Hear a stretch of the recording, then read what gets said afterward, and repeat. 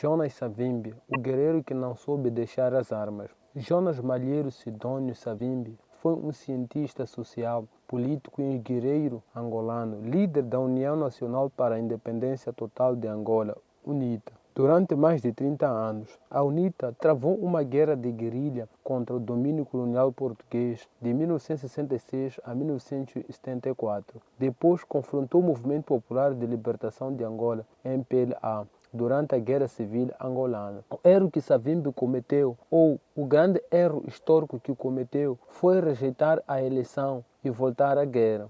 A única inteligência do grande administrador é ter aprendido em Washington: o meu povo pensa como? O meu povo tem que nível sociocultural? O nosso povo tem que nível político?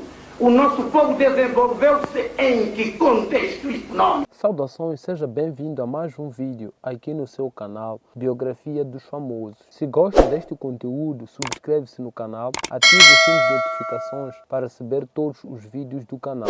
Deixe o seu like e não se esqueça de sugestão do próximo vídeo. Jonas Malheiro Savimbi nasceu no dia 3 de agosto de 1934 em Munhango, província de Bié, uma pequena localidade do caminho de ferro de Benguela, e cresceu em Chilenço, na mesma província. O pai de Savimbi, Lote, era chefe de estação de linha férrea de Benguela, em Angola, e pregador de igreja evangélica congregacional de Angola, fundada e mantida por missionários americanos. Sua mãe, Helena Bunda Cacaíta Malheiro Savimbi, trabalhadora doméstica. Seus pais eram membros do grupo bieno do Vubundo, povo que mais tarde serviu como a principal base política de Savimbi. Cacaíta Savimbi, pai de Lote, avô de Jonas, esteve envolvida nas batalhas contra os portugueses na Segunda Guerra Luso-Vubundo, em 1902. Jonas Savimbi passou a sua juventude em Chilenço,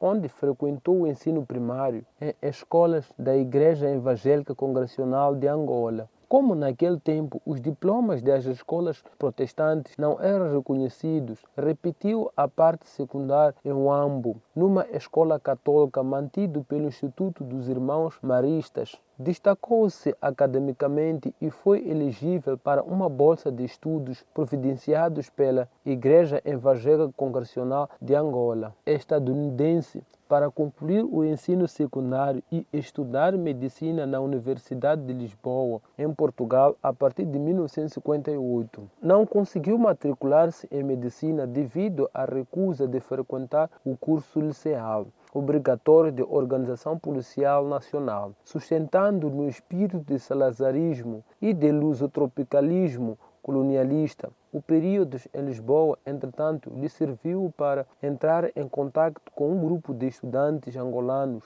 vinculados ao Partido Comunista Português, que programava em segredo a descolonização e discutiam a fundação de uma organização de luta anticolonial. Encontrou-se particularmente com Agostinho Neto, que posteriormente se tornaria primeiro presidente de Angola independente. Se não assistiu o vídeo de Agostinho Neto, vai passar na tela deste vídeo. Em Portugal, Jonas Savimbi demonstrou ser um orador carismático e um organizador capaz, porém já demarcando fortemente sua concepção de luta revolucionária armada. Só anos depois abarcaria o maoísmo, que incluía elementos de negritude. O destaque que ganhou no período foi monitorado pela Polícia Internacional e de Defesa do Estado, PIDE. Savimbi deixou o Portugal para a Suíça com a ajuda de comunistas portugueses e franceses e outros simpatizantes e acabou em Louisiana. Lá ele conseguiu uma nova bolsa de estudos de missionários americanos e estudou ciências sociais. Ele então foi para a Universidade de Friburgo para estudos posteriores, manteve uma rede de contactos políticos com os outros estudantes africanos e ativistas anticoloniais em Lausanne, Chapex e Genebra, que lhe apresentaram a Ordem Roberto em agosto de 1960. Roberto, já considerado uma figura central na militância anticolonial em Angola, tentou recrutar Savimbi, que parece estar indeciso quanto ao comprometer-se com a causa da independência de Angola nesta altura da sua vida. No final de setembro de 1960, Savimbi foi convidado a fazer um discurso em Kampala, Uganda, em nome de UDEA, União Democrática dos Estudantes da África Negra, uma organização estudantil afiliada ao MPLA. Nessa reunião, ele conheceu Tom Mboya, que o levou ao Quênia para ver o Jomo Kenyatta. Ambos o incentivaram a ingressar na UPA. Foi convencido a ajudar-se à União das Populações Angolana, UPA. Posteriormente, tornou-se Frente Nacional de Libertação de Angola, FLA. Imediatamente, escreveu uma carta a Roberto colocando-se ao seu serviço, que foi levado pessoalmente a Nova York por Mboya. Ao retornar à Suíça, Robert telefonou para ele. Eles se conheceram em Leopoldiv, Kinshasa, em dezembro de 1960 e partiram imediatamente para os Estados Unidos. Existem diferentes fontes consideráveis sobre o material de origem e sobre a data de posse oficial de Savimbi na UPA. Fred Brigland, que escreveu uma bibliografia muito citada de Savimbi, diz que Savimbi foi introduzido na UPA no dia 1 de fevereiro de 1961. No entanto, ele pode não ter se juntado oficialmente à UPA até o final de 1961. Certamente parece que Savimbi não estava no círculo interno dos ativistas da UPA. No início de 1961, ele não participou do planejamento da revolta de março de 1961, nem participou dela. Savimbi ficou em Leopoldiv até o final de março de 1961. Depois foi para a Suíça para se preparar para os exames. Ele pode ter reprovado, pois abandonou os estudos médicos em Fribourg e, em dezembro de 1961, matriculou-se na Universidade de Louisiana em Direito e Política Internacional. Em setembro de 1961, africanos das colônias portuguesas que estudavam no exterior formaram a UGEA, União Geral dos Estudantes da África Negra, sob dominação colonial portuguesa. Em uma reunião em Rabat, Marrocos, mais uma vez, esta organização era afiliada ao MPLA. Holden Roberts e a UPA queriam uma organização estudantil filiada ao seu partido. Em dezembro de 1961, Robert presidiu uma reunião em Camp Graham Lane, perto da Filadélfia, Pensilvânia.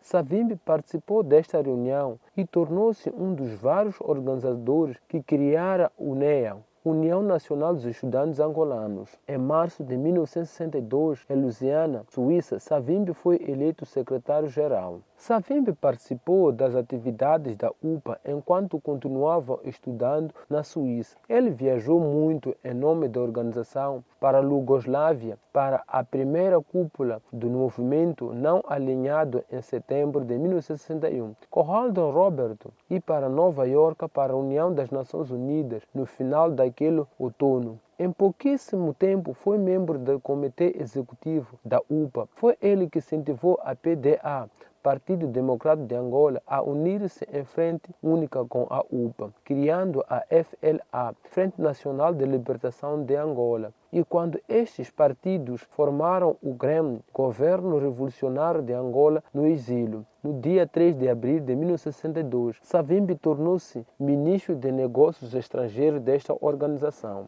Mostrou excelentes habilidades diplomáticas no período em que passou a fortalecer seus contactos com a China e o Egito. As divergências com Roberto começaram a aparecer em função do conservadorismo e do tribalismo que este impunha aos rumos da FLA e GREM. Completamente em desacordo com as opiniões de Savimbi, ainda um nacionalista de esquerda e republicanista radical. Outro ponto era a ambição de Savimbi por maior protagonismo no GREM. Em 1964, Savimbi, como representante de GREM, visitou Pequim. Nesta cidade chinesa, estudou a metodologia de guerrilha rural maoísta e teve garantias de assistência militar do país. Retornou à Suíça e, no mesmo ano, com Antônio da Costa Fernandes, ou Tony Fernandes, começou a elaborar o esboço da UNITA. O acrônimo do partido, inclusive, veio do empréstimo do nome do periódico comunista italiano, La Unita, remetendo a uma aspiração de unidade de povos e lutas. Em junho de 1964, Savimbi rompeu com o Roberto, acusando-o de passividade e traição à revolução, e deixou a FLA e o Grêmio. Tentou aproximar-se do Viriato da Cruz e de Agostinho Neto, no intuito de ingressar no Movimento Popular de Libertação de Angola, MPLA. O projeto foi apoiado pela União Soviética, que via em Savimbi um bom candidato para a vice-liderança do Neto e um possível sucessor. Chegou a afiliar-se à Juventude do Movimento Popular de Libertação de Angola, JMPLA, e recebeu treinamento na famosa base de Kalunga do MPLA, no Congo-Brazzaville, entre junho e setembro de 1964. Seu projeto de militância no MPLA, no entanto, não foi adiante pelas divergências ideológicas com o marxismo-lanista modernizante de Neto, Lúcio Lara e Maria Pinto de Andrade, em contraposição ao seu pensamento maoísta tradicionalista camponês. No segundo semestre de 1965, Savimbi retorna seu projeto político e atribuiu ao Tony Fernandes a tarefa de recrutar e fazer parte da delegação dos primeiros 14 militares da futura UNITA, enviando para Tanzânia e Zâmbia para receberem treinamentos em táticas maoístas e guerrilha rural. Se Jonas Savimbi tivesse permanecido no MPLA, será que podia haver uma guerra civil em Angola? Deixa a sua resposta nos comentários. Com o retorno dos militantes já formados, conduzidos por Savimbi em uma longa marcha de Tanzânia, passando pela Zâmbia até ao leste de Angola, fazendo recrutamento de base rural, o panorama estava totalmente favorável à fundação oficial da UNITA. O partido foi finalmente fundado por Savimbi e Tony Fernandes, com a presença de mais de 200 delegados, em 13 de março de 1966. Em Muangai, na província do Mochico, no mesmo ano, a UNITA começou a luta armada contra Portugal. As milícias partidárias capocolas, fundadas no início do ano de 1966, são por ele convertidas num exército leve, mas ainda bastante precária. Savimbi reforça a parceria com a Tanzânia, a Zâmbia, o Egito e a China a partir de 1967, lançando bases de uma guerrilha rural maoísta no leste angolano. Uma série de cálculos políticos e militares gerados em 1967 fizeram com que seus maiores importantes aliados regionais, a Zâmbia, rompesse com a UNITA e passasse a apoiar unicamente o MPLA. Inclusive chegou a ser preso por 10 dias em Lusaka, somente saindo por intervenção do presidente egípcio Gamal Abdel Nasser, que lhe garantiu auxílio no Cairo. Teve que ficar em auxílio até 1968, o que enfraqueceu sobremaneira a UNITA. A partir deste ponto, a política savimbista começa a programatizar e entrar em contradições quando firma um pacto de colaboração e não agressão para combater o MPLA, intermediado pelo militante Eduardo Rocha, Sibini Sandela com o brigadeiro José Manuel Betancourt Rodrigues, com o Marechal Francisco de Costa Gomes, responsável pela PIDE portuguesa e o exército português no leste angolano. A dominada Operação Madeira permitia que os portugueses continuassem a explorar economicamente a zona sob domínio da UNITA, rendendo ao partido somas financeiros e equipamentos de combate para enfrentar o MPLA no leste e no sul angolano. A Operação Madeira duraria até troca de comando no lado português. Em abril de 1973, com a vinda de Abel Hipólito, este revogou o acordo secreto e lançou a Operação Castor, com as tropas coloniais atacando e encerrando a UNITA.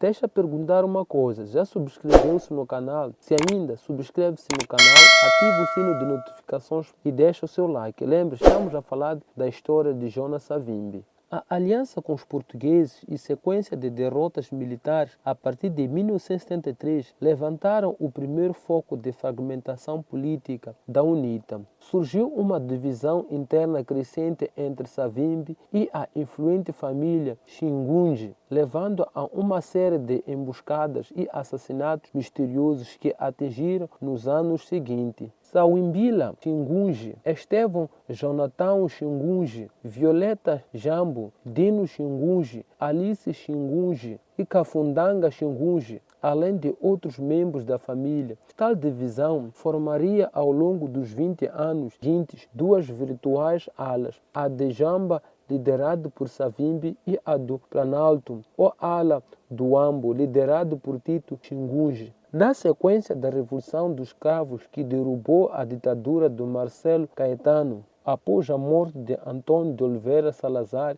em 1970, Portugal anunciou em abril de 1974 a sua intenção de abdicar das suas colônias. Savimbi posicionou o partido como o primeiro a estabelecer um acordo de cessar-fogo público em Portugal. Passou também a adotar uma política de comunidade plurinacional luso-angolana, assinando um integracionalismo com os portugueses. Mesmo com tal esforço, a aliança dos lusitanos com a UNITA foi desfeita por completo, com o Portugal dando apoio velado a partir do segundo semestre de 1974 ao MPLA por desconfianças com a oposição ideológica dúbia de Savimbi, era plurirracial, ora tribalista.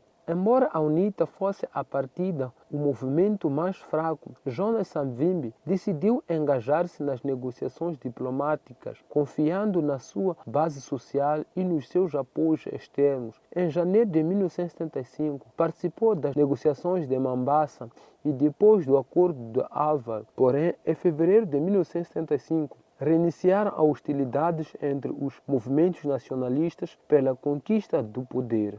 Com tal desfecho, Savimbi começou a negociar uma aproximação da UNITA com o regime de apartheid da África do Sul e com os Estados Unidos, intermediando pelo presidente zambiano Kenneth Kaunda, reconciliando com a UNITA, que renderam ao partido treinamento e equipamentos e armas em dimensões nunca conseguidas anteriormente dentro da Operação IA Future. Após a independência de Angola em 1975, Savimbi gradualmente chamou a atenção dos poderosos chineses e, em última análise, dos políticos e intelectuais americanos. Treinado na China durante a década de 1960, Savimbi foi um guerreiro altamente bem-sucedido, treinado nas abordagens maoístas clássicas de guerra, incluindo atrair seus inimigos como vários frentes militares, algumas das quais atacavam e outros recuavam conscientemente. Tal como o Exército Popular de Libertação de Moa Zedong, Savimbi mobilizou segmentos importantes, embora eticamente confiados, campeonato rural esmagadoramente ovubundo, como parte das suas táticas militares. Do ponto de vista da estratégia militar, ele pode ser considerado um dos líderes guerrilheiros mais eficazes do século XX. Sendo o MPLA apoiado pelo Bloco Soviético desde 1974 e declarando-se marxista-leninista em 1977, Savimbi renunciou às suas anteriores tendências e contactos maoístas com a China, apresentando-se na cena internacional como protagonista do anticomunismo. A guerra entre MPLA e a UNITA, quaisquer que sejam as suas razões e as dinâmicas internas, passou assim a fazer parte da Guerra Fria, com o Moscou e Washington a considerarem o conflito importante para o equilíbrio de poder global. Em 1985, com o apoio da administração de Reagan e através dos esforços Loban Pye March Future, sou péssimo em inglês, e a sua empresa Black Manufacturing Stone and Coal, que recebeu $60 mil por ano de Savimbi a partir de 1985. Jack Brofman e outros conservadores dos Estados Unidos de América organizaram a Internacional Democracia na base de Savimbi na Jamba, na província de Cubango, no sudeste de Angola. Savimbi foi fortemente apoiado pela influente e conservadora Artegal Foundation. Analista de política externa patrimonial Michel Jones e outros conservadores visitavam regularmente Savimbi nos seus acampamentos clandestinos na Jamba e forneceram ao líder rebelde orientações políticas e militares contínuas na sua guerra contra o governo angolano. Os partidários de Savimbi, baseados nos Estados Unidos de América, tiveram sucesso em convencer a Agência Central de Inteligência a canalizar armas secretas e recrutar guerreiros para a guerra de Savimbi contra o governo marxista de Angola.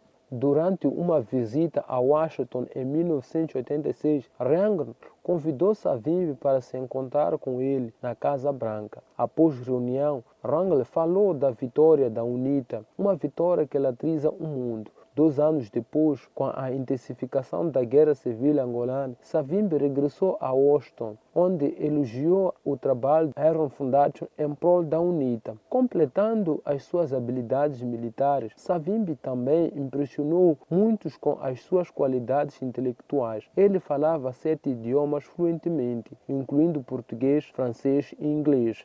Em vista a diplomatas estrangeiros e em discursos perante o público americano, ele frequentemente citava a filosofia política social ocidental clássico, tornando-se um dos anticolonialistas mais vocais do terceiro mundo. Jonas Savimbi também acusou seus oponentes políticos de bruxaria. Essas imagens contrastantes de Savimbi continuariam ao longo de sua vida, com os seus inimigos chamando-o de guerreiro sedente do poder e os seus americanos e outros aliados chamando-o de figura crítica na tentativa do Ocidente de vencer a Guerra Fria. À medida que o apoio dos Estados Unidos começou a fluir liberalmente e os principais conservadores americanos defenderem sua causa, Savimbi conquistou grandes vantagens estratégicas no fim dos anos de 1980 e novamente no início dos anos de 1990. Em 1992, quando das primeiras eleições legislativas e presidenciais em Angola, Savimbi participou, sendo seu partido, a UNITA, derrotados nas eleições legislativas. Ao não aceitar o resultado das mesmas, optou novamente pelo caminho da guerra, perpetuando a guerra civil. Quando a eleição presidencial,